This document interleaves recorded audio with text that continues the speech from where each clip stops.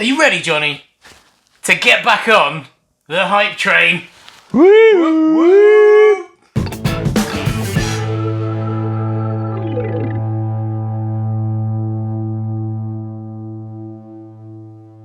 God, we're lame. Never mind. Hopefully these beers aren't. So, this, I think, is the first Hype Train episode, which is where we pick one of the breweries that are hyped as the best breweries in the world and try their beers. I think this is the first one we've done where we haven't visited the brewery before. Mate, that says a lot about the world right now.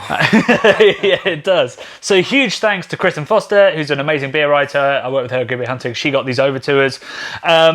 But yeah, I don't know that much about Hudson Valley other than reading stuff on Good Beer Hunting and some other websites. But they're famous for their sour IPAs, sour New England IPAs. Say what now? Yeah, so quite an unusual niche style, taking a niche, making it a niche, and then within that niche finding another niche. And then some of these are pastry style, so there's another niche within that.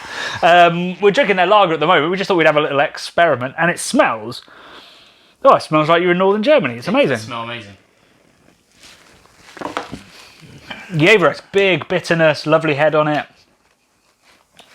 Honeyed, malton, big earthy spice. It's really nice. So I feel like they're going to be good at making clean beer. Yeah. I feel like they're going to be good at dialing in flavours. If you can make a great lager, I feel like there's going to be no flaws there as well. So I'm quite excited to see what these are like. But sour IPA is not my favourite style. I mean, to me, it's a weird mashup. It's two different worlds meeting together, and I'm not sure I'm a massive fan either. So I'm just want to be persuaded, mate. I mean, it's a sour New England IPA. Yeah. So there's no bitterness and stuff. So it's going to be like really tart, hopefully super overripe fruitiness. That's what we're going to get. And then we'll get to a real pastry style one. So let's see if we can persuade you. And me. How's my hat, Johnny? You call it a trucker hat. I think it looks... No, it's train driver hat. Train driver hat. It looks more like, I don't know, like something a girl would wear in a rom-com from the 90s. This is straight up Bob Dylan, mate. If you say so.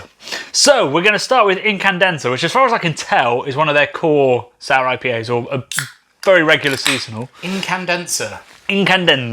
So, we've got a really light lemon and barley-esque kind of look to it. Ooh. Limey.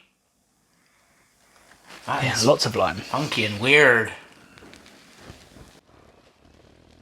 Yeah, lemon, lime, barley, really nice and light and citric and fresh, whereas it's not sort of the overripe mango-y vibes that I was kind of expecting from a New England style sour IPA. Let's give it a go. I'm loving that lemony softness. Wow. That's really wonderful.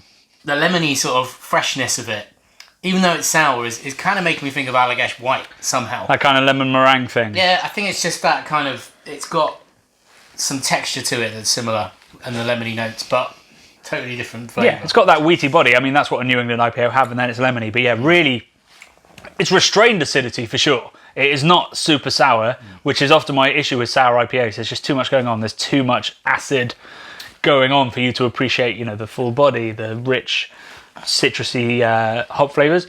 That's really well balanced. It's like liquid lemon barley. I absolutely love it. I think it's brilliant. I'm pretty sure I could session that. I could drink a couple of pints Yeah. of that. In terms of galaxy character, though, less of that. It seems like it's more focused on the yeasty stuff, and you know, there is a kind of liminess to it, which I don't really associate with galaxy at all. But there is a citric, hoppy character to it. Okay, so beer number 2, veering towards pastry. So this is a brunch style sour IPA with peach. I don't know what brunch style might mean, but I think it's got lactose. Oh no, maybe not. No, there's no warnings about lactose, so it's not sweetened. My hat's coming off for this because I don't know what it is. So I don't think a train driver would drink a brunch style IPA with peach. Not one with any integrity. Lively. Trying to get out. It's trying to get out the can. Oh, it's creamy. Peach schnapps. Yeah, peach liqueurs for sure. Whoa. Really peachy. I get maybe by brunch style they mean a smoothie. Right. They mean like really rich, really thick, and that is just peach. Peach yogurt, peach schnapps. There's nothing but peach there. It's all peach. Life's a peach in there.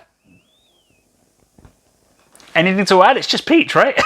It's just peach. It's peach schnapps, mate. Yeah.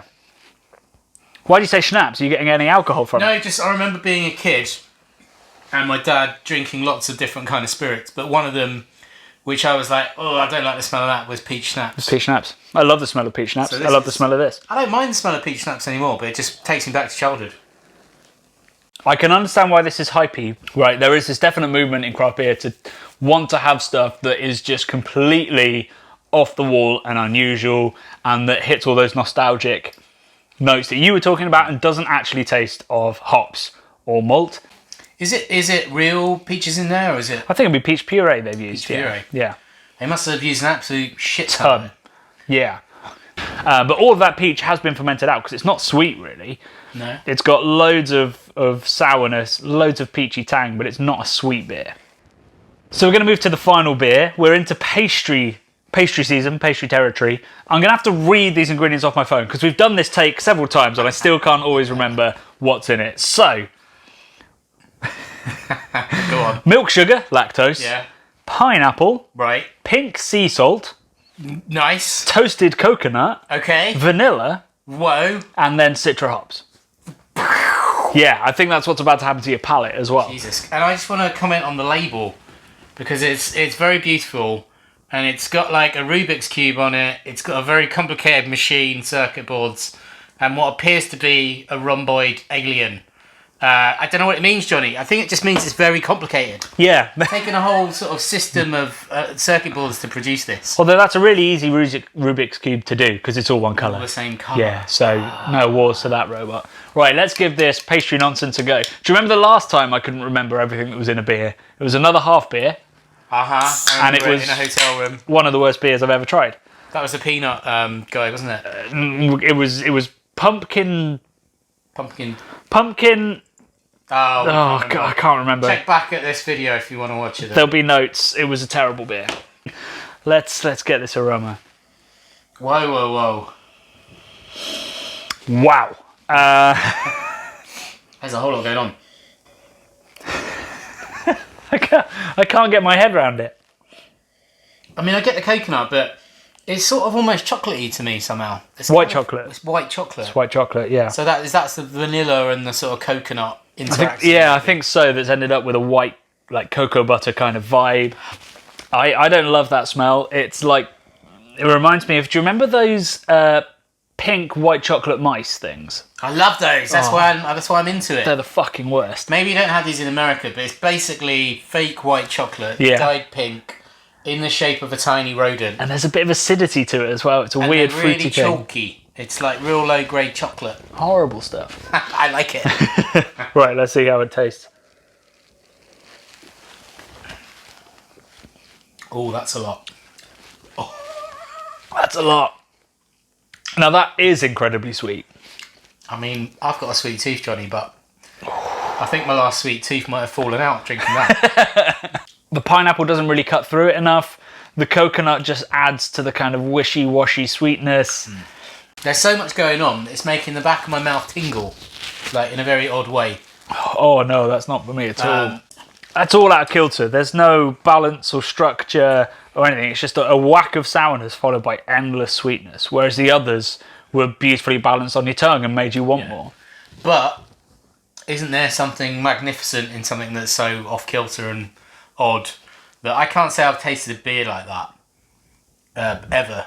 Yeah, but sometimes there's a reason why nobody else has done that. I don't hate it as much as you, but I mean, I wouldn't rush to it again. No, I'd never touch that again. And isn't that, you know, the mark of a good beer is you'd say, I want another. Yeah. The mark of anything that's good is like, if it's really good, it's rare for you to go, I'll just do it once. True. Maybe cocaine, never mind.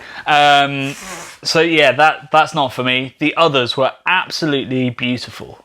So this is about as close as we get to doing a review on the channel, which is where we say, like, you know, is it deserving of the hype? Do we understand the hype?